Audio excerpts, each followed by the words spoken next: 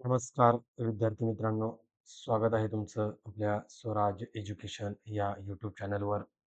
तुम्हा सर्वांना माहिती आहे, की अवघ्या 3 महिन्यावर परीक्षा आलेली आहे टी-ई-टीची. आणि जे काही सध्या कार्यरत शिक्षक आहेत आणि ज्यांना भविष्यामध्ये शिक्षण क्षेत्रामध्ये कार्य करायचं आहे, ज्यांना शिक्षक व्हायचं आहे, त्या सर्वांसाठीच ही परीक्षा अत्यंत महत्त्वाची आहे. पहिल्याच वेळेस एवढा काळ अभ्यास करण्यासाठी दिलेला आहे. अवघा 3 महिन्याचा काळ आपल्याला अभ्यास करण्यासाठी दिलेला आहे आणि या 3 महिन्यामध्ये आपल्याला सर्व विषयाचा अभ्यास करायचा आहे आणि त्यामध्ये आपण डी-एड किंवा बी-एड या 2च अ, कोर्समध्ये मानसशास्त्र हा विषय शिकलेला असतो. म्हणून मानसशास्त्र हा विषय आपल्याला कठीण वाटतो. परंतु या मानसशास्त्राच्या जे काही 2013 पासून तर 2025 पर्यंत जे काही सर्व परीक्षेमध्ये जे काही प्रश्न आलेले आहेत, ते सर्व प्रश्न आम्ही आपल्या या स्वराज एज्युकेशन यूट्यूब चॅनलवरून आपल्यासाठी घेऊन आलेलो आहोत. तर आज आपण बालमानसशास्त्राचे जो 2013 चा पेपर क्रमांक 1 झाला होता, त्या 1 मधले 30 प्रश्न हे स्पष्टीकरणासहित पाहणार आहोत. नक्कीच या प्रश्नांचा फायदा तुम्हाला इतर प्रश्नामध्ये सुद्धा होणार आहे. कारण प्रत्येक प्रश्नाचं स्पष्टीकरण आपण यामध्ये बघणार आहोत. या आमच्या चॅनलला तुम्ही अद्याप सबस्क्राईब केलं नसेल, तर सबस्क्राईब करा आणि जे कोणी टी-ई-टीची तयारी करत असेल 2026 साठी जून 2026 टी-ई-टीची जो कोणी तुमचा एखादा मित्र तयारी करत असेल, त्याला हा व्हिडिओ नक्कीच शेअर करा. चला तर सुरू करू आपला मानसशास्त्र पेपर क्रमांक 1 2013 चा. पहा पहिलाच प्रश्न होता, की पहा पहिला प्रश्न होता, मानवी वर्तनाचे शास्त्र ते मानसशास्त्र अशी व्याख्या कोणी केलेली आहे? तर तिथं रिकामी जागा सोडलेली आहे. पण मानवी वर्तनाचे शास्त्र ते मानसशास्त्र अशी व्याख्या कोणी केलेली आहे? तर ही व्याख्या जॉन वॉटसन या मानसशास्त्रज्ञाने केलेली आहे. कोणी? जॉन वॉटसन यांनी. जॉन वॉटसन हे एक व्यवहारवादी मानसशास्त्रज्ञ आहेत. लक्षात ठेवायचं. व्यवहारवादी मानसशास्त्रज्ञ आहेत आणि त्यांनी मानसशास्त्राचा अभ्यास मन किंवा चेतना यावर न करता त्यांनी असं सांगितलं होतं, की बाबा मन किंवा चेतना यावर मानसशास्त्राचा अभ्यास न करता काय करा? दृश्यमान वर्तनावर करा. मग दृश्यमान वर्तन म्हणजे काय बरं? दृश्यमान वर्तन म्हणजे मानवाची म्हणजे व्यक्तीच्या जे काही प्रतिक्रिया असतील, हालचाली असतील, माणसाचं बोलणं असेल, चालणं असेल, सगळ्या गोष्टीवर काय करा? मानसशास्त्राचा अभ्यास करा. म्हणजे कशावर करा? वर्तनावर करा. मानसशास्त्राचा अभ्यास वर्तनावर करा असं कोणी सांगितलं होतं? वॉटसन यांनी. ही व्याख्या कोणाची आहे? वॉटसन यांची. त्याच्यानंतर दुसरा प्रश्न आहे बघा. दुसरा प्रश्न आहे एखाद्या मोठ्या समूहाचे वर्तन काही प्रसंगात कसे घडेल याच्या अंदाजासाठी कोणती पद्धती उपयुक्त असते? आता इथं 4 पद्धती दिलेल्या आहेत. त्याच्यामध्ये आत्मनिरीक्षण, सर्वेक्षण, प्रायोगिक आणि जीवन वृत्तांत. पण आपल्याला काय करायचंय पहा, मोठ्या समूहाचा अभ्यास करायचा. कशाचा? मोठ्या समूहाचा अभ्यास म्हणजे मोठ्या समूहाचं वर्तन एखाद्या प्रसंगी कसं घडेल. मग आत्मनिरीक्षण कधी कामी येते बरं? आत्मनिरीक्षण जर स्वतःचा अभ्यास करायचा असेल, तर आत्मनिरीक्षण कामी येते. जर एखाद्या लहान गटाचा जर आपल्याला अभ्यास करायचा असेल, तर तिथं आपण प्रयोग करू शकतो.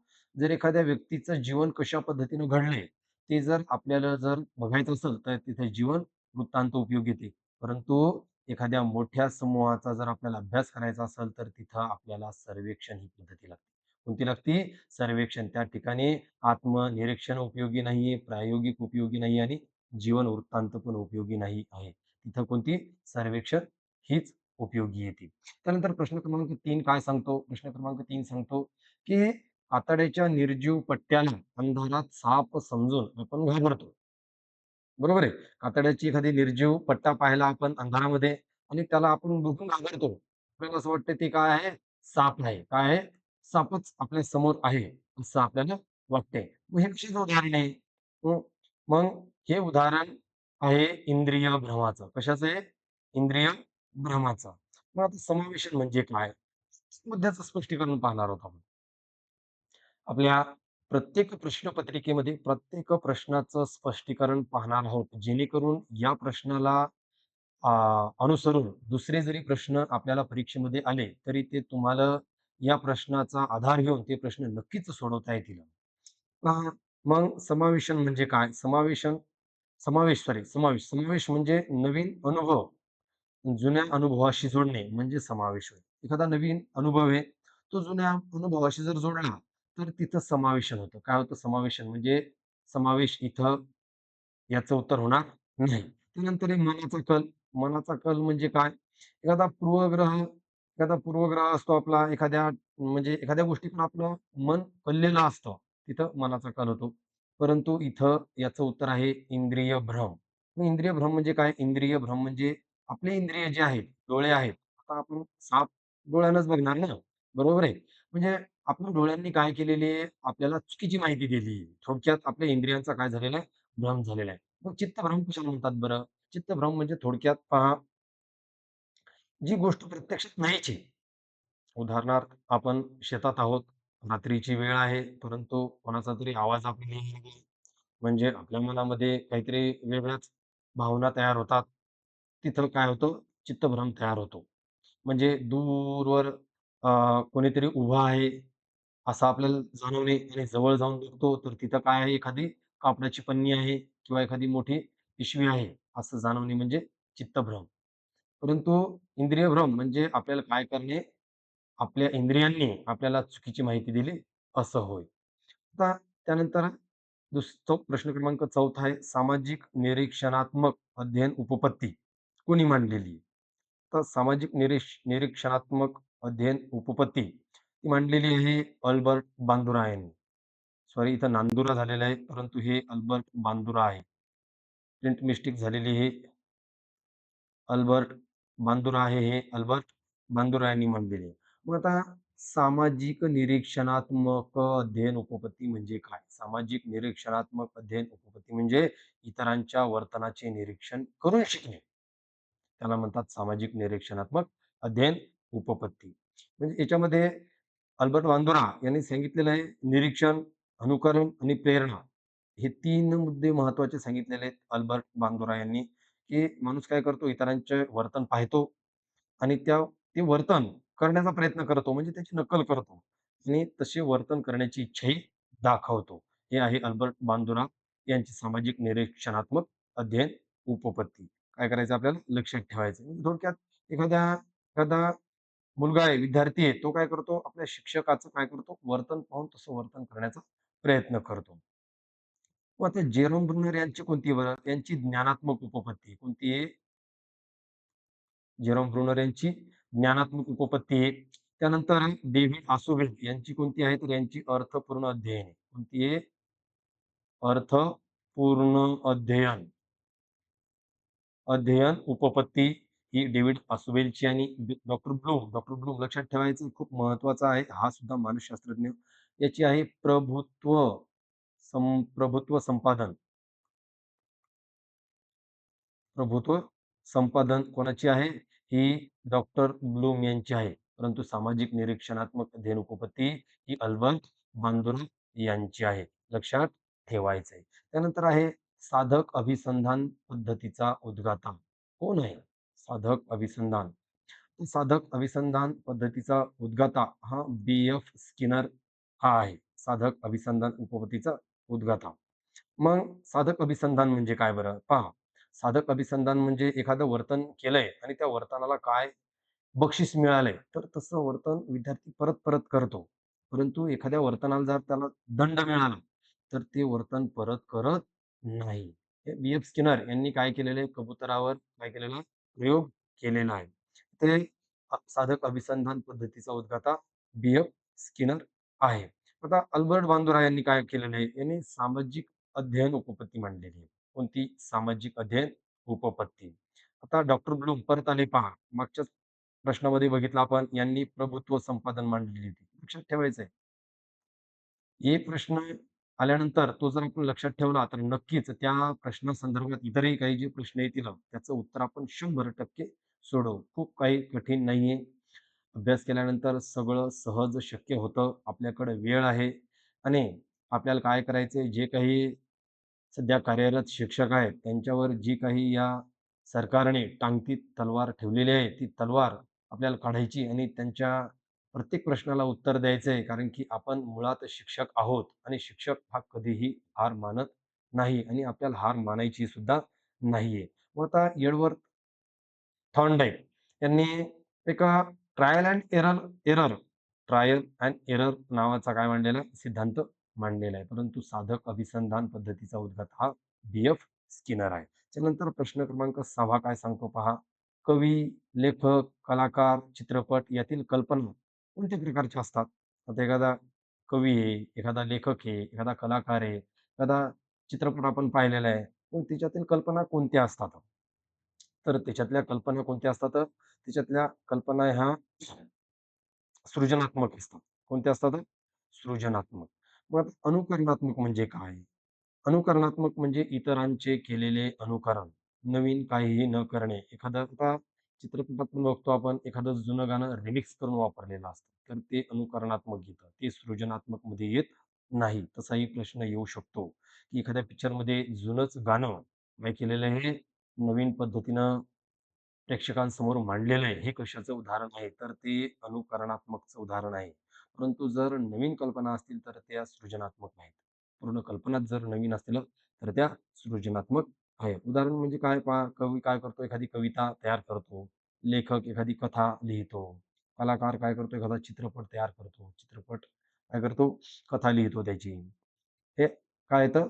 सृजनात्मक आहेत. मग व्यावहारिक काय म्हणता येईल बरं? व्यावहारिक म्हणजे आपल्या दैनंदिन जीवनात जे काही आपण उपयोग दररोज जो काही व्यवहार करतो, त्या कल्पना असतात दररोज. आज काय करायचंय? आज हे काम करायचंय, ते करायचंय. ह्या सगळ्या व्यावहारिक कल्पना आहेत. आणि पुनरुत्पादित म्हणजे आधीच्या गोष्टीतून तयार झालेली एखादी कल्पना, ती कशामध्ये येते? पुनरुत्पादितमध्ये येते. परंतु या प्रश्नाचं उत्तर आहे सृजनात्मक. ज्या कल्पना असतात त्या कवी, लेखक, कलाकार, चित्रपट यांच्यामध्ये असतात. त्यानंतर पुढचा मुद्दा पाहायचा आपल्याला अध्ययन विषयक क्षेत्रीय उपपत्ती. आता अध्ययन विषयक क्षेत्रीय उपपत्ती कोणी मांडलेली आहे? तर ही अध्ययन 1 सेकंद हां. बरोबर आहे. अध्ययन अध्ययन विषयक क्षेत्रीय उपपत्ती कोणत्या मानसशास्त्रज्ञाने मांडली आहे? तर अध्ययन विषयक क्षेत्रीय उपपत्ती कुर्ट लेविन यांनी मांडलेली. थोडंसं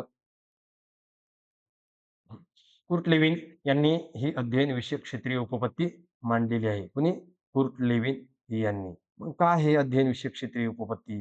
अध्ययन विषयक क्षेत्रीय उपपत्ती म्हणजे व्यक्ती आणि त्याचं वातावरण यांच्यामध्ये जे काही परस्पर संबंध असतो ना, त्यावर अवलंबून ही अध्ययन विषयक क्षेत्रीय उपपत्ती असते.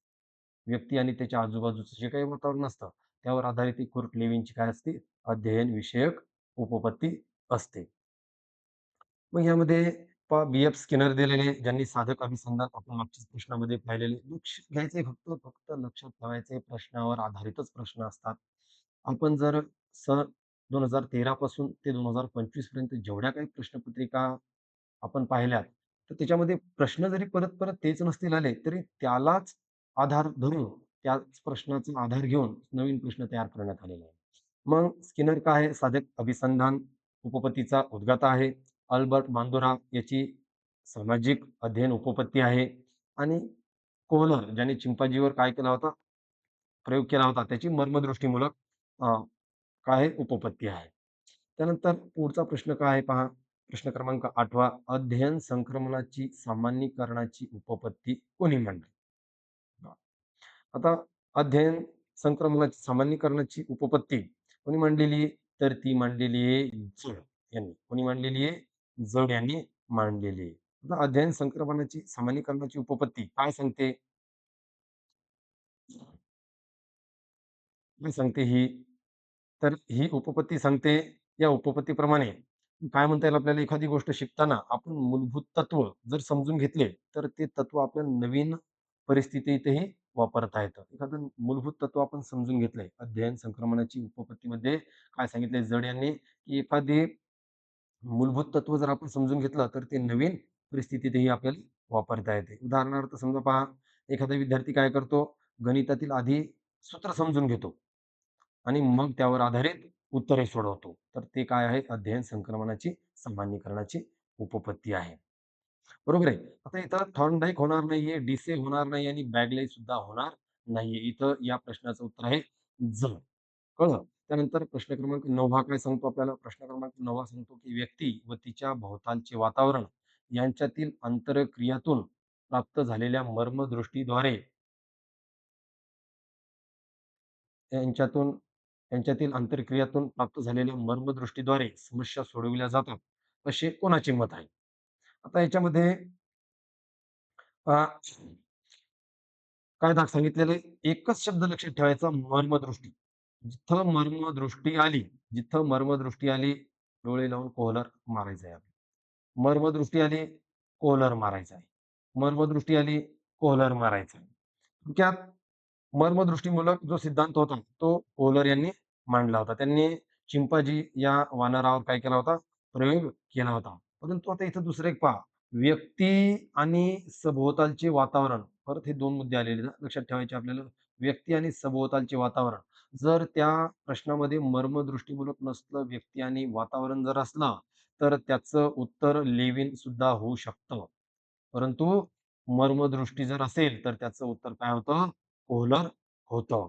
हे लक्षात ठेवायचंय. आता मर्मदृष्टीमूलक म्हणजे काय बरं? मर्मदृष्टी म्हणजे काय? मर्मदृष्टी म्हणजे एखादी समस्या आपल्या समोर काय झाली, अचानक आली.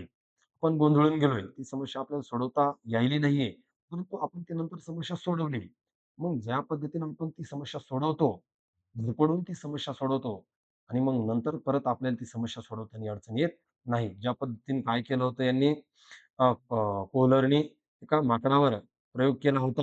ज्यामध्ये त्यांनी एक केळीचा घड काय केला होता, वर उंच ठिकाणावर बांधला होता आणि त्या पिंजऱ्यामध्ये 3 ते 4 काड्या टाकून दिल्या होत्या स्टिक आणि नंतर त्या चिंपांझी नावाच्या वानराने भरपूर सारे प्रयत्न केले.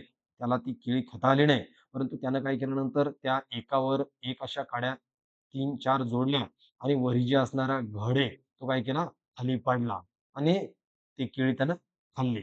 आणि त्याच्यानंतर परत एक प्रयोग केला, की त्यामध्ये काय केलं त्यांनी काड्या आता आत न टाकता काड्या काय केल्या, बाहेर टाकल्या आणि लगेच चिंपांझीच्या लक्षात आलं, की काड्या नाहीयेत, काड्या बाहेर आहेत. बाहेरच्या काड्या आपल्याला काय करायचं, त्याचा हात पुरेल एवढ्या अंतरावर ठेवल्या होत्या.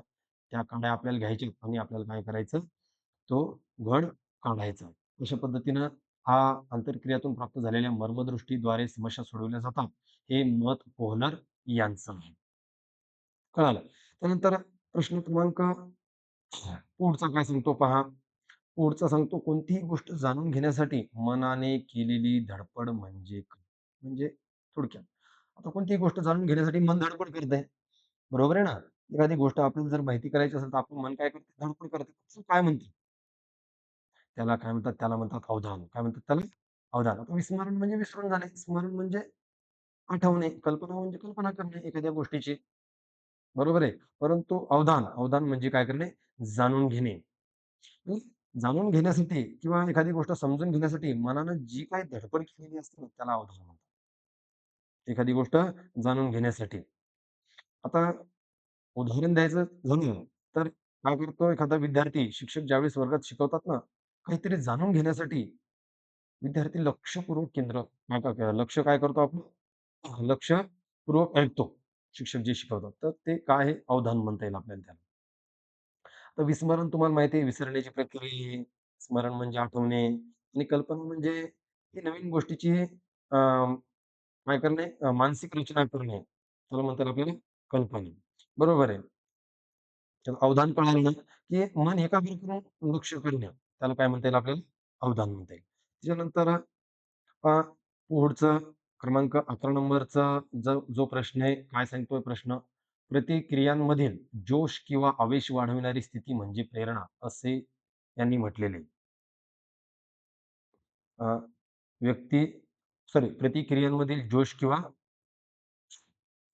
आवेश वाढवणारी स्थिती म्हणजे प्रेरणा, असं कोणी म्हटलेलं आहे? तर ते म्हटलेलं आहे लिंडसले यांनी. कोणी म्हटलेलं आहे? लिंडसले.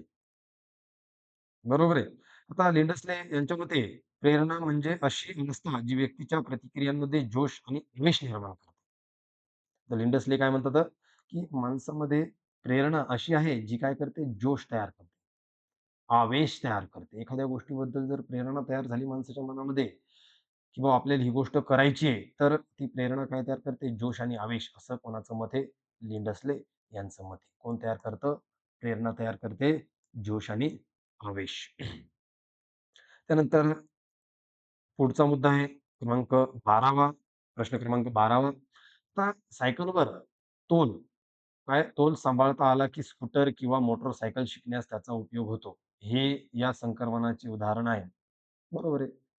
एकदम सोपं आहे. म्हणजे थोडक्यात अ, लहान बाळाला आपण काय करतो? वॉकर आणून देतो.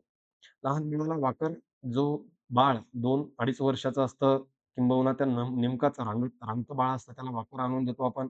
त्याला वॉकरमध्ये बसवतो आणि ते वॉकरच्या सहाय्यानं चालतो. मग हळू आपण वॉकर काढून घेतो आणि ते बाळ काय करतं? मग त्याच्याच अ, पद्धतीनं ते चालायला लागतं. म्हणजे एका पद्धतीमधलं एका ठिकाणावरचं ज्ञान दुसऱ्या ठिकाणी काय करतं? उपयुक्त येणे याला काय म्हणतात? धन संक्रमण म्हणतात. आता ऋण संक्रमण म्हणजे काय? ऋण संक्रमण म्हणजे एका ठिकाणचं ज्ञान दुसऱ्या ठिकाणी उपयोगाला न येणे म्हणजे ऋण संक्रमण. मग काय म्हणता येईल बरं? एखाद्या ठिकाणचं ज्ञान आपल्याला समजा आपण मोटरसायकल शिकलोय, परंतु मोटरसायकलचं ज्ञान आपल्याला चारचाकी गाडी शिकण्यास मदत होत नाही. कारण मोटरसायकलसाठी आपल्या हातामध्ये एक्सेलेरेटर असतं, हातामध्येच क्लच असतो, ब्रेक पायाखाली असतो, परंतु 2 गोष्टी हातामध्ये असतात आणि आपण जर चारचाकी फोर व्हीलर जर शिकण्यास घेतली, तर सगळ्याच गोष्टी स्टीअरिंग सोडून बाकी सगळ्याच गोष्टी आपल्या काय असतात? पायाखाली असतात. म्हणून तिथं ऋण होऊन जाईल.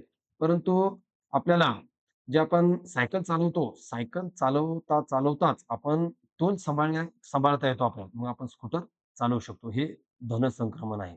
तर याचं उत्तर धनसंक्रमण हे होईल. ऋण होणार नाही, यापैकी नाही आणि शून्य पण होणार नाही. त्यानंतर पुढचा प्रश्न काय सांगतो? विकास अवस्थेतील वयोगट 12 ते 16 वर्ष कालावधीला काय म्हणतात? त्याला शैशवावस्था म्हणतात, किशोरावस्था म्हणतात, कुमारावस्था म्हणतात का पौगंडावस्था म्हणतात. 6 ते 12 हा काळ कशामध्ये येतो? पहा एक-एक बघू आपण. आता शैशवावस्था म्हणजे इन्फॅन्सी पिरियड हा जन्म ते 5 वर्ष असतो. 0 ते 5 वर्ष असतो. त्यानंतर कुमारावस्था येते 2 नंबरला, तर ती 6 ते 12 असते. 3 नंबर आहे. त्यानंतर किशोरावस्था ही 13 ते 19 या काळामध्ये येते आणि पौगंडावस्था ही 12 ते 18 वयामध्ये येते. पहा, या दोन्हीमध्ये जवळ-जवळ सारखाच कालावधी आहे. किशोरावस्था आणि पौगंडावस्था दोन्हीमध्ये जवळ-जवळ सारखाच कालावधी आहे. परंतु विकास अवस्था ही कुमारावस्था असते. सॉरी 6 ते 12 हा जो कालावधी आहे, हा कुमारावस्थेचा असतो. कशाचा असतो? कुमारावस्थेचा असतो. चला कळलं. त्यानंतर प्रश्न क्रमांक 14वा पहा काय सांगतो? आता स्मृती म्हणजे नवा अनुभव असं कोणी म्हटलेलं आहे? स्मृती म्हणजे काय? स्मृती म्हणजे नव्या अनुभवाकडे पाहण्याची काय जी आपली मानसिक तयारी असते, दृष्टिकोन असतो, त्याला स्मृती म्हणता येईल. किंवा नव्या अनुभवाकडे कशा पद्धतीने पाहतो आपण. आता एखादा विद्यार्थी काय करतो, एखादा नवीन विषय शिकायचा असला, तर तो काय करतो, उत्साहानं शिकतो. हे त्याचे सकारात्मक स्मृती आहे. मग हे याचं उत्तर रॉस आहे, रॉस. स्टाउट नाहीये, एबिंगहॉस नाहीये, मन सुद्धा नाहीये. तर स्मृती म्हणजे नवा अनुभव असे रॉस यांनी म्हटलेलं आहे. कोणी म्हटलेलं आहे? रॉस यांनी म्हटलेलं आहे. त्यानंतर प्रश्न क्रमांक 15वा पाहायचा आहे आपल्याला. काय म्हणतो प्रश्न क्रमांक 15वा? प्रश्न प्रश्न क्रमांक 15वा म्हणतो, चित्रकार चित्र रेखाटण्यात इतका रंगून जातो, की त्याला स्थळ, काळाचे भान राहत नाही. तर हे कोणत्या अवधानाचे उदाहरण आहे? एखादा चित्रकार आहे पहा, चित्र काढायला लागलाय, एवढा रंगून जातो तो चित्र काढण्यात, की त्याच्या आजूबाजूला काय चालू आहे, हे त्याला कळत सुद्धा नाही. मग हे कशाचं उदाहरण आहे? हे कोणत्या अवधानाचे उदाहरण आहे? तर हे आहे अभ्यस्त अवधानाचे उदाहरण. प्रत्येकाचं आपण स्पष्टीकरण बघत चाललेलो आहोत. मग अभ्यस्त अवधान म्हणजे काय? म्हणजे सतत सराव एखाद्या गोष्टीचा केलाय आपण आणि त्या गोष्टीची एवढी आवड तयार झालेली आहे आपल्याला, ती आवड एवढी आहे, की ते काम आपण करायला लागलो, एवढं गुंतून जातो त्या कामामध्ये आपण, की ते आपल्या आवडीचं काम होऊन जातं. म्हणून त्याला अभ्यस्त अवधान म्हणतात. आता दुसरा मुद्दा आहे, काही विद्यार्थ्यांना असे वाटेल की इथे ऐच्छिक यायला हवं होतं. परंतु ऐच्छिक अवधान कसं असतं माहिती आहे का? ऐच्छिक अवधान म्हणजे जाणीवपूर्वक केलेलं असतं. जाणीवपूर्वक त्याच्यामध्ये आपली आवड निर्माण केलेली असते. आता फॉर एक्झाम्पल आपल्याला आता सध्या टी पास आउट करायची म्हणून आपण अभ्यास करत आहोत. एरवी आपण अभ्यास करत नाहीये. परंतु टी पास आउट करायची आहे, ही काळाची गरज आहे. म्हणून काय करत आहोत आपण अभ्यास करत आहोत. तिथं काय होतं हे ऐच्छिक येतं. त्यानंतर अनैच्छिक, अनैच्छिक. आता अनैच्छिक कोणतं असतं? तर अनैच्छिक म्हणजे अचानक काय होतं, ज्या गोष्टी आपल्याला करायच्या नाहीयेत, परंतु कोणीतरी सांगितल्यात. सरांनी सांगितलंय, की उद्याला काय करायचंय 200 पर्यंत पाढे पाठ करून यायचे. परंतु एखाद्या विद्यार्थ्याला खूप कंटाळा असतो, तर त्याच्यासाठी ते काय आहे अनैच्छिक अवधानाचं उदाहरण आहे. वरीलपैकी कोणतेही नाही असं म्हणता येणार नाही. तर याचं उत्तर आहे अभ्यस्त अवधान. काय आहे? अभ्यस्त अवधान. आता प्रश्न क्रमांक 16 काय सांगतो? बाह्य उद्दीपकासंबंधी मज्जातंतूंमार्फत मेंदूकडे पोहोचविल्या जाणाऱ्या प्राथमिक स्वरूपाच्या मानसिक क्रियेला काय म्हणतात? हां, बाह्य उद्दीपकामार्फत हां, बाह्य उद्दीपकासंबंधी मज्जातंतूंमार्फत मेंदूकडे पोहोचविल्या जाणाऱ्या प्राथमिक स्वरूपाच्या प्राथमिक ह्या आता याचं उत्तर साधं आणि सोपं आहे संवेदना. पहा तुम्हाला मी अवबोध सांगितलंय. अवबोध म्हणजे काय? बरोबर आहे. आता अवबोध म्हणजे काय? प्रतिमा म्हणजे काय? कल्पना म्हणजे काय? हे आधी आपण पाहिलेलं आहे. पण तरीही आपण काय करू पूर्ण परत एकदा बघून घेऊ. आता संवेदना म्हणजे काय? संवेदना म्हणजे उदाहरण सांगायचं म्हणजे तुम्हाला एकदम आपला हात घरातील जो आपल्या गॅसवरचा जो तवा असतो, त्या तव्याला लागल्यानंतर पटकन आपण हात मागे घेतो. म्हणजे आपल्याला काय जाणवते? गरम संवेदना जाणवते. बरोबर आहे. आणि अवबोध त्या संवेदनेनंतर त्या माहितीचा जो काही अर्थ लागतो आपल्याला चटका लागला म्हणजे आपला हात तव्याला लागला. चटका लागला म्हणजे आपला हात काय झाला? त्या तव्याला लागला म्हणजे तो झाला अवबोध. आणि प्रतिमा म्हणजे मनात निर्माण होणाऱ्या वेगवेगळे चित्र. प्रतिमा म्हणजे वेगवेगळे मनामध्ये जे चित्र तयार होतात, त्याला काय म्हणतात? प्रतिमा म्हणतात. आणि कल्पना त्यासुद्धा एकच येतं. नवीन गोष्टी माणूस काय करतो? अ, नवीन गोष्टीचा विचार डोक्यामध्ये येतो. कल्पना करतो माणूस, की हे घडेल का? ते घडेल का? तर त्यामध्ये असते. परंतु बाह्य उद्दीपकासंबंधी मज्जातंतूंमार्फत मेंदूकडे पोहोचविल्या जाणाऱ्या प्राथमिक स्वरूपाची जी काही मानसिक क्रिया आहे, त्याला काय म्हणतात? तर संवेदना म्हणतो. लक्षात राहील? चालतंय. चला पुढचा प्रश्न पाहू. प्रश्न क्रमांक 17 काय सांगतो? तर प्रश्न क्रमांक 17 बुद्धिमत्ता म्हणजे बदलत्या परिस्थितीत नव्या गरजा भागविण्यासाठी वेगवेगळ्या प्रकारे विचार करण्याची शक्ती, असे यांनी म्हटले आहे. आता प्रश्न क्रमांक 17 काय सांगतो आपल्याला? पहा, की बुद्धिमत्ता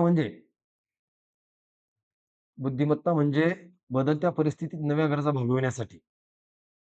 आता गरजा बदलायला लागल्यात, परंतु आपल्याला काय करायचंय? परिस्थितीत नव्या गरजा भागविण्यासाठी, बदलत्या परिस्थितीत नव्या गरजा भागवण्यासाठी. काय येईल याचं उत्तर? याचं उत्तर येतं स्टर्न. काय तो? स्टर्न. William stern. यांच्या मते काय सांगितलेलं आहे त्यांनी? किंवा बदलत्या परिस्थितीत नव्या गरजानुसार स्वतःला जुळवून घेण्याची काय आहे? स्वतःला जुळवून घेण्याची जी प्रक्रिया असते, त्याला काय म्हटलेलं आहे त्यांनी? बदलत्या परिस्थितीत नव्या गरजा भागवण्यासाठी जी काही आपल्याला शक्ती लागते, ती त्यांनी काय केलेलं आहे त्या बदलत्या परिस्थितीनुसार जुळवून घेण्याची आणि योग्य प्रकारे विचार करण्याची क्षमता आहे, असं स्टर्न यांनी म्हटलेलं आहे. मग इथं मॅकडोगल हे पण उत्तर होणार नाहीये. गेट्स हे पण उत्तर होणार नाही आणि विल्यम जेम्स हे सुद्धा उत्तर होणार नाही. याचं उत्तर आहे स्टर्न. त्यानंतर पुढचा प्रश्न आहे पहा, प्रश्न क्रमांक 18 आकलन, शोध, दिशा व टीका हे बुद्धीचे 4 पैलू आहेत. असे कोणी म्हटलेले आहे? तर याचं उत्तर आहे अल्फ्रेड बिने. अल्फ्रेड बिने यांनी काय केलेलं आहे? बुद्धीचे 4 प्रमुख पैलू सांगितलेले आहेत. तर ते चारही प्रमुख पैलू हे आहेत. जो पहिला आहे आकलन, दुसरा आहे शोध, तिसरा आहे दिशा आणि चौथा आहे टीका. म्हणजे योग्य काय आणि अयोग्य काय. अ, तर याचं उत्तर आहे अल्फ्रेड बिने. म्हणजे थोडक्यात उदाहरण जर घेतलं आपण, एखादा विद्यार्थी काय करतो? आधी प्रश्न समजतो म्हणजे त्याचं आकलन करून घेतो. त्यानंतर त्या प्रश्नावर शोध घेतो म्हणजे त्या प्रश्नावर उपाय शोधतो. नंतर उपाय शोधल्यावर तो प्रश्न कोण्या दिशेनं सोडवायचा ते ते शोधतो. त्यानंतर तो प्रश्न टीका टीका म्हणजे काय? तपासणी करणे, की तो प्रश्न बरोबर आहे का चुकीचा आहे? हे त्याचं काय असतं? शेवटची पायरी असते. हे कोणी सांगितलेलं आहे? अल्फ्रेड बेने यांनी सांगितलेलं आहे. विल्यम टर्न यांनी काय केलेलं आहे? बुद्ध्यांक संकल्पना दिलेली आहे. टर्मन यांची आयक्यू चाचणी आहे. थॉर्नडाईक यांची अध्ययन उपपत्ती आहे. चालतंय. तर प्रश्न क्रमांक 18चं आकलन, शोध, दिशा व टीका हे बुद्धीचे 4 पैलू आहेत. असं कोणी म्हटलेलं आहे? तर ते अल्फ्रेड बिने या शास्त्रज्ञाने म्हटलेलं आहे. त्यानंतर प्रश्न क्रमांक 19वा काय सांगतो पहा. प्रश्न क्रमांक 19वा काय म्हणतो? शैक्षणिक बुद्धिमत्तेला भावनिक बुद्धिमत्तेचे सहाय्य असले पाहिजे असा विचार यांनी मांडला. हां, भावना आली. कोण आली? भावना आली म्हणजे डॅनियल गोलमन आले आणि भावनिक बुद्धिमत्ता डॅनियल गोलमन यांनी मांडलेली आहे.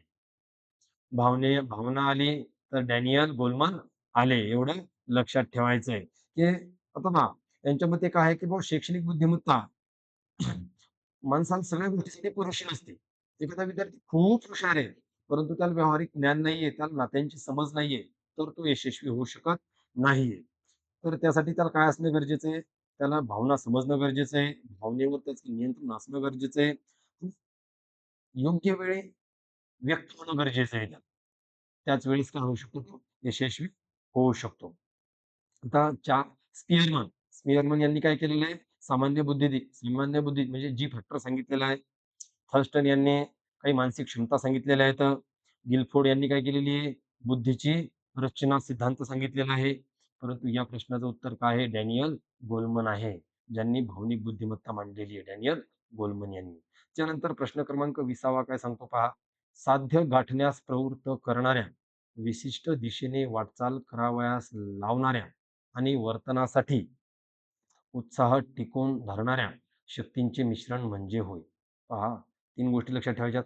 साध्य गाठायला सांगितलंय म्हणजे ध्येय गाठायचंय. विशिष्ट दिशेने काय करायचंय आपल्याला वाटचाल करायची आहे आणि वर्तनासाठी काय करायचंय आपल्याला उत्साह टिकवून ठेवायचा आहे. साध्य गाठायचंय, विशिष्ट दिशेने वाटचाल पण करायची आहे आणि उत्साह पण टिकवून ठेवायचा आहे. या सगळ्या गोष्टीसाठी आपल्याला प्रेरणा आवश्यक असते.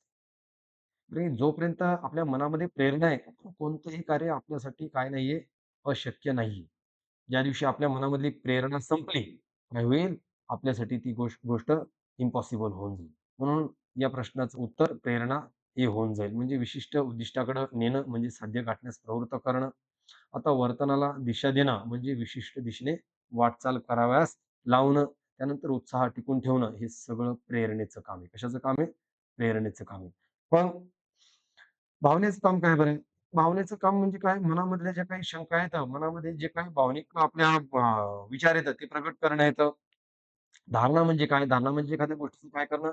अर्थ लावणं आणि बुद्धिमत्ता म्हणजे आपले विचार करण्याची क्षमता. त्याला आपण बुद्धिमत्ता म्हणतो. पण इथं आपल्याला काय करायचंय? प्रेरणा ही उत्तर योग्य आहे तेच सिलेक्ट करायचं. त्यानंतर प्रश्न क्रमांक 23वा समोर गेलो आपण. चला प्रश्न क्रमांक 21वा काय सांगतो? प्रश्न क्रमांक 21वा अध्यापन हे अध्ययनांगी होण्यासाठी काय आवश्यक आहे? अध्यापन हे अध्ययनांगी होण्यासाठी काय आवश्यक आहे? मग आता अध्यापन तेव्हाच प्रभावी ठरतं, जेव्हा काय होतं विद्यार्थ्यामध्ये शिकण्याची काय असते? आवड असते. त्याच्यामध्ये उत्साह भरलेला असतो. त्याची इच्छा असते. त्याच वेळेस काय होतं म्हणजे नुसतं बक्षीस देऊन चालत नाही. त्याला साहित्य देऊन चालत नाही. शिक्षा तर कशीच नाही जमत. कारण की आपल्याला काय करायचंय, विद्यार्थी केंद्रित काय करायचंय आता, आपल्याला शिक्षण आपलं विद्यार्थी केंद्रित झालेलं आहे. मग या ठिकाणी प्रवर्तन उपयोगी येतं. काय उपयोगी येतं? प्रवर्तन उपयोगी येतं. बरोबर आहे. मग प्रवर्तन म्हणजे काय बरं? पहा प्रवर्तन म्हणजे काय? प्रेरित करणारी किंवा प्रेरित करणारी म्हटल्यापेक्षा आपण असं म्हणू त्याला दिशा देणारी आणि एखादं कार्य सतत करण्यास प्रवृत्त करणारी अंतर्गत शक्ती. एखादं कार्य बुवा नेहमी तुम्ही करत राहा, अशी त्याला थोडक्यात प्रेरणा म्हणता येईल याला आपल्याला प्रवर्तनाला किंवा सतत, सतत काय होईल तुम्हाला प्रेरणा देत राहील प्रवर्तन त्यालाच म्हणतो. चालतंय. चला पुढचा प्रश्न पहा. प्रश्न क्रमांक 22वा काय सांगतो? प्रश्न क्रमांक 22वा सांगतो, की इसवी सन 1921 साली दक्षिणामूर्ती येथे बालमंदिर नावाची शिशु शाळा कोणी सुरू केली? तर हा प्रश्न हा समाजशास्त्रामधला प्रश्न मानसशास्त्रामध्ये टाकलेला आहे. परंतु चला बघून घेऊ आपण. आता 1921 साली एका शब्दात गिजूभाई बधेका यांनी काय केलं होतं, गुजरात येथे दक्षिणामूर्ती म्हणजे पुढं गुजरात. गुजरात या ठिकाणी काय केलं होतं त्यांनी 1921 साली बालमंदिर नावाची शिशुशाळा ठेवली. गिजूभाई बधेका यांनी. आणि त्या अंतर्गत त्यांनी काय केलं होतं, शिक्षणात आनंद, खेळ, गोष्टी ह्या सगळं समावेश असावा यावर काय दिला होता? भर दिला होता. गिजूभाई बधेका. या सर्वच अनुताई वाघ असतील, सावित्रीबाई फुले तर महिला शिक्षणाच्या म्हणजे त्यांना आद्य प्रवर्तक म्हणता येईल. महिला शिक्षणच त्यांनी सुरू केलेले आहे. रमाबाई रानडे असतील, सर्वांनीच महिलांसाठी खूप सारे प्रयत्न केलेले आहेत. परंतु या ठिकाणी आपलं उत्तर आहे गिजूभाई बधेक. चला समोरचा प्रश्न पाहू. आता अध्यापनाच्या प्रतिमानाचे जनक, अध्यापनाच्या प्रतिमानाचे जनक कोण येतं? एक सेकंद, एकच सेकंद. चला, चला. चला समोर प्रश्न क्रमांक 23 सांगतो आपल्याला अध्यापनाच्या प्रतिमानाचे जनक कोण आहेत? तर ते आहेत मार्शा, विल व ब्रूस जॉइस. बाकीचे ऑप्शन आपल्याला सिलेक्ट करायचे नाहीयेत. इथं एकच ऑप्शन आपल्याला लक्षात ठेवायचं आहे. मार्शा, विल व ब्रूस जॉइस हे काय आहेत अध्यापनाच्या प्रतिमानाचे जनक आहेत. त्यानंतर प्रश्न क्रमांक 24 काय सांगतो? अत्यंत महत्त्वाचा प्रश्न क्रमांक 24 आहे. सजीवांची लक्षणे हा पाठ शिकविताना शिक्षकांनी सुरुवातीला विद्यार्थ्यांकडून सभोवताली असणाऱ्या सजीवांची माहिती काढून घेतली. येथे शिक्षकांनी अध्यापनाचे कोणते सूत्र वापरले? पहा, सजीवांची लक्षणे हा पाठ शिकवताना शिक्षकांनी काय केलं आधी विद्यार्थ्याकडून जेवढं काही सभोवताली आहे आपल्या, त्या सगळं सभोवतालचं काय केलं माहिती काढून घेतली. आणि पाठ सोपा व्हावा यासाठी हे सूत्र वापरलं जातं. आधी विद्यार्थ्यांना विचारलं जातं, की आजूबाजूला काय आहे? सजीव काय आहे? निर्जीव काय आहे? कोण श्वास घेतं? कोणाला अन्नाची गरज असते? कोण म्हणजे कोणत्या वस्तूला श्वासाची गरज नाही. सगळ्या गोष्टी विद्यार्थ्याकडून विचारून घेतल्या आणि नंतर काय केलं? पाठ शिकवण्यास सुरुवात केली. तर इथं शिक्षकांनी कोणतं सूत्र वापरलं? तर इथं शिक्षकांनी वापरलं ज्ञाताकडून अज्ञाताकडे. जे विद्यार्थ्यांना माहिती आहे, ते आधी विद्यार्थ्याकडून माहिती काढून घेतलं आणि जे विद्यार्थ्यांना माहिती नाही, ते शिक्षकांनी काय केलं विद्यार्थ्यांना सांगितलं. मग इथं मूर्ताकडून अमूर्ताकडे म्हणजे काय बरं? एखाद्या प्रत्यक्ष वस्तूपासून संकल्पनेकडे जाणे म्हणजे मूर्ताकडून अमूर्ताकडे जाणे. सुगमाकडून संकीर्णाकडे जाणे म्हणजे काय?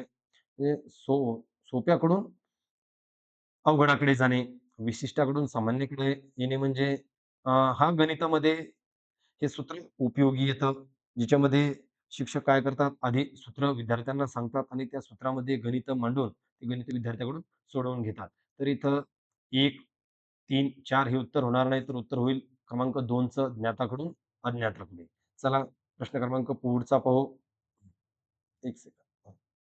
आता प्रश्न क्रमांक 25 सांगतो आपल्याला यशस्वी अध्यापन म्हणजे काय? कशाला म्हणता येईल यशस्वी अध्यापन? 100% निकाल लागला म्हणजे यशस्वी अध्यापन झालं का? का सर्व विद्यार्थी प्रावीण्यासह पास झाले? सर्वांना म्हणजे आपण एखादी चाचणी वर्गात घेतलेली आहे किंवा आपण वार्षिक परीक्षा घेतो त्याच्यामध्ये सर्व विद्यार्थ्यांना 100 पैकी 100 गुण मिळाले, तर ते 100% निकाल होईल किंवा सर्व विद्यार्थी ए प्लसमध्ये पास झाले म्हणजे 60 पेक्षा जास्त त्यांना गुण मिळाले, पर्सेंटेज मिळाले म्हणून हे अध्यापन झालं का? का परिणामकारक अध्ययन, का विद्यार्थ्यांचं यश? विद्यार्थ्यांचं पहा, इथं काय आहे, परिणामकारक अध्ययन झालं पाहिजेत. सर्वांना कळालं पाहिजेत, की नेमकं शिक्षकांनी काय शिकवलेलं आहे. आता इथे आता विद्यार्थ्यांचं यश, नुसता विद्यार्थी यशस्वी होणं उपयोगाचं नाही. जे काही आपण अध्ययन केलेलं आहे, ते विद्यार्थ्यांना कळणं गरजेचं आहे, प्रत्येक विषयामध्ये.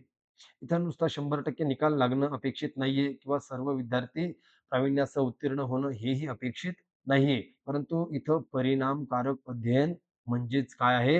यशस्वी अध्यापन आहे. म्हणून या प्रश्नाचं उत्तर क्रमांक 3 हे होईल. यानंतर हा प्रश्न क्रमांक 26 काय सांगतो पहा. क्रियात्मक क्षेत्रातील विकासाच्या टप्प्यांचा योग्य क्रम कोणता? आता कोणते टप्पे दिलेले आहेत क्रियात्मक क्षेत्रामध्ये? किंवा स्वाभाविकीकरण, अचूकता, संधिकरण, अनुकरण, क्रियाकौशल्य, अनुकरण, स्वाभाविकीकरण, क्रियाकौशल्य, अचूकता, संधिकरण, अनुकरण, क्रियाकौशल्य, संधिकरण, अचूकता, स्वाभाविकरण. त्यानंतर आहे अनुकरण, क्रियाकौशल्य, अचूकता, स्वाभाविकीकरण. प्रत्येकाचा अर्थ तुम्हाला मी सांगणार आहे. आपण या प्रश्नाचं उत्तर आहे एकदम लवकरच एकदम सोप्या शब्दात पाहणार आहोत.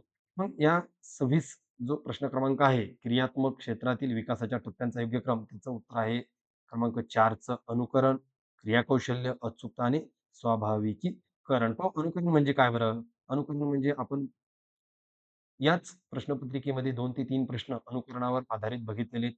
अनुकरण म्हणजे दुसऱ्याचं अनुकरण करणे. बरोबर आहे. मग क्रियाकौशल्य म्हणजे काय? दुसऱ्याचं अनुकरण केलेलं आहे, ती कृती स्वतः करणे म्हणजे क्रियाकौशल्य झालं. बरोबर आहे. त्यानंतर अचूकता म्हणजे काय? अचूकता म्हणजे चुका कमी करणे. काय करणे? चुका कमी करणे.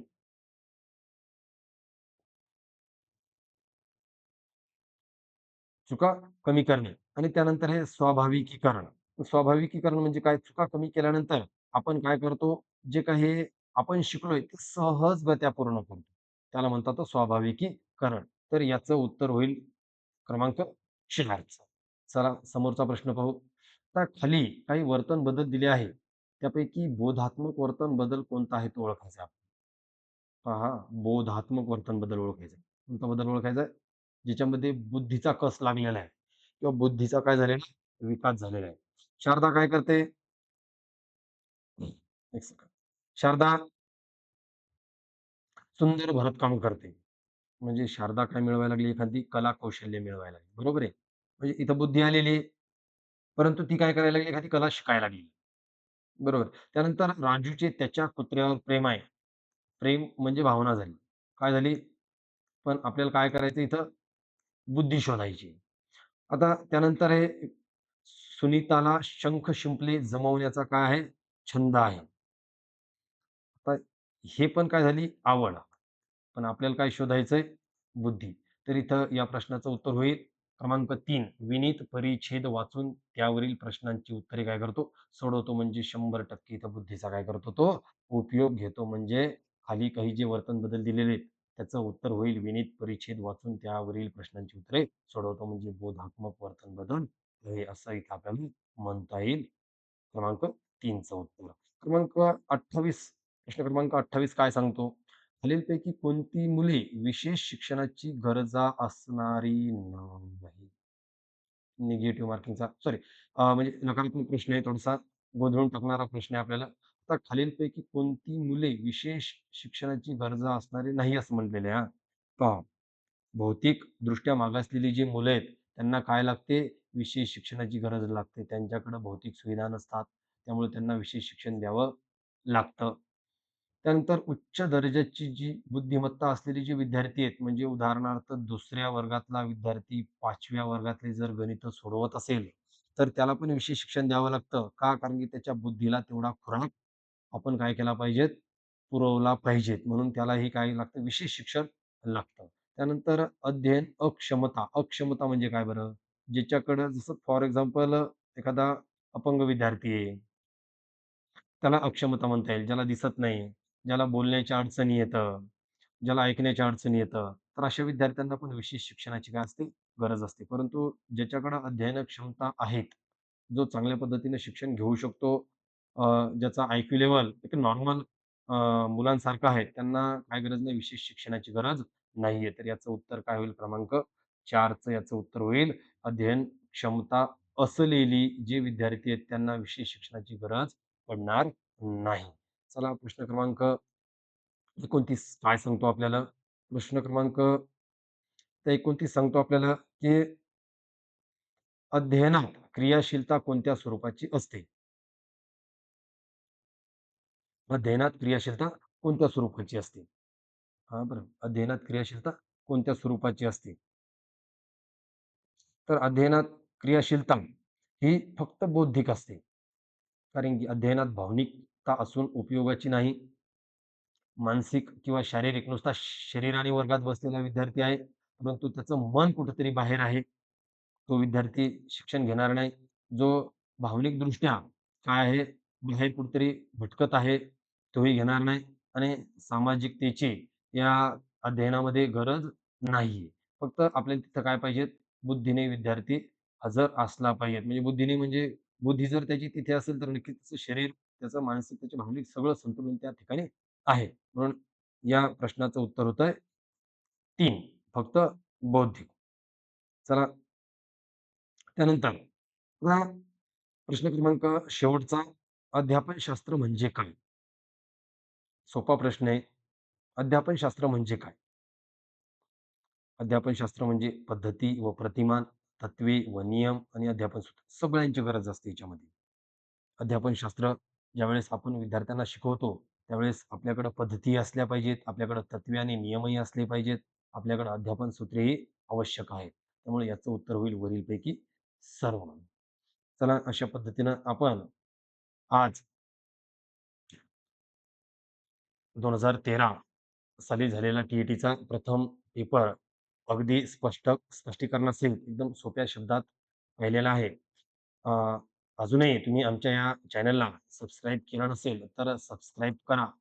येणारे सर्व जेवढ्या काही प्रश्नपत्रिका झालेल्या आहेत आपल्या, त्यामध्ये सामाजिक शास्त्र असेल, मानसशास्त्र असेल, मराठी असेल, तर हे सगळे विषय आम्ही तुमच्या समोर आणणार आहोत. आणि तुम्ही नुसत्या जर प्रश्नपत्रिका जरी केल्या, तरी नक्कीच तुम्हाला काय होईल, तुमच्या टी-ई-टीच्या परीक्षेमध्ये यश मिळून जाईल. भेटू आपण आपल्या पुढील व्हिडिओमध्ये. तुम्ही आमच्या या चॅनलला लाईक करा, सबस्क्राईब करा. चला भेटू पुढील व्हिडिओमध्ये.